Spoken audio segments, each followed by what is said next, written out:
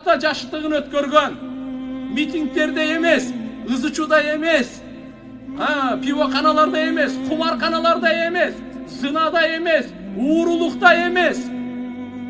Жаштыгын ибадатта өткөргөн, борозодо тутуп өткөргөн, Алланын зикиринде өткөргөн, кайрымдуулукта өткөргөн, жаштыгын ибадатта ата-энесинин кызматында өткөргөн, элине, мамлекетине кызматында өткөргөн, арам нерселерден өзүн сактап, өзүн таза кармаган, тилин таза кармаган, жүрөгүн таза кармаган, оюн таза кармаган, жашоосун таза кармаган жаш мынакей Алла субханаху ва таала айтып атат.